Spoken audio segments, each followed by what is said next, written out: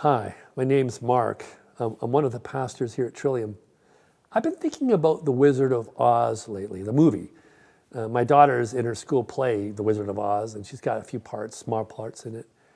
And I'm trying to remember what it felt like to watch it the first time. I mean, I've seen it so many times, and I know the story so through and through that it's easy to forget that first watching when you don't know anything about the story. And just remembering how much that Wicked Witch of the West scared me. I mean, she just scared the bejeebers out of me. And the sense of the mystery of who the Wizard of Oz was. And that sense of quest along the yellow brick road to get to the Emerald City and what the Emerald City represented.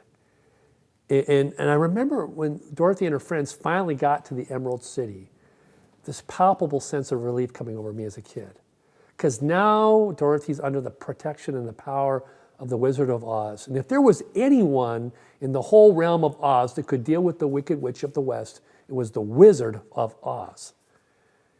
And even that at the Emerald City, when there's that moment where the Wicked Witch of the West shows up and she scrolls across the sky, surrender Dorothy. And some of the people in the Emerald City kind of freak out and they go to the temple of the Wizard of Oz. In that moment as a kid, I felt totally relaxed because I knew Dorothy was safe. There was nothing to be afraid of. And in a sense, when L. Frank Baum wrote the book, he wrote The Wizard of Oz as a commentary on religion, ancient religion, modern religion, and understand that Oz is God. And that Oz in the realm of Oz is the big enchilada, the one who's going to set everything right, set everything straight, and is going to deal with the evil of the world. He's going to deal with the Wicked Witch of the West. And he's going to deal with the problems that Dorothy and her friends have. And everything's going to be okay. And that's the kind of God I think we all want. We want the big enchilada God who's going to come and finally resolve the violence and the destruction and the evil of this world and set things straight. We looked at Psalm 94 on Sunday. It's about someone who longs to have the big enchilada God show up. God, put an end to evil. Avenging God, show your colors. Judge of the earth, take your stand. Throw the book at the arrogant. And I think as kids and as adults, we want the big enchilada to come and just take care of things. And we don't think through the consequences of that belief. And that's what Baum is asking us to do, to kind of peer behind the screen and look at exactly what we've created for ourselves.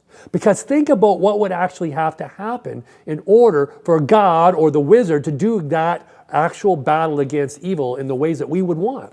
The fist coming down and dealing with the crisis of this world. I mean, as a kid, I was just as much scared of the Wizard of Oz as the Wicked Witch of the West. I mean, he scared the bejeebers out of me. He was not this loving, guiding presence for Dorothy and her friends. He actually sends them on a death quest to get rid of them because he doesn't want to deal with their problems. And when they finally return, he's surprised. And it's in that moment we get to peer behind the screen and see that, in fact, this kind of God, this understanding of God is a human creation. It's a humbug. The Wizard of Oz is a humbug, and he's deceived us, and he uses the very tools of evil to intimidate and pressure us and to coerce us into a kind of fearful faith. And this is not the way of Jesus. And this is not the picture that Jesus gives to us of God. When Jesus is being nailed to a cross by a vicious and nasty empire, he actually asks for forgiveness for people. When the scribes and the temple leaders come and they mock Jesus and say, if you're the Son of God, if you're the Messiah, come down off the cross and we'll believe. When they're asking for him to become the big enchilada and prove to them that he's in control and power, there's just silence. And then Jesus dies. And the big enchilada God doesn't even show up in that moment. It's too late, but still coming like the Calvary at the final moment. And then we get resurrection. See, that's God's answers to the violence of the world and to the evil we're constantly confronting, a kind of blotting it out, a wiping it out as if it never happened, a triumphing over the evil by simply making it undone.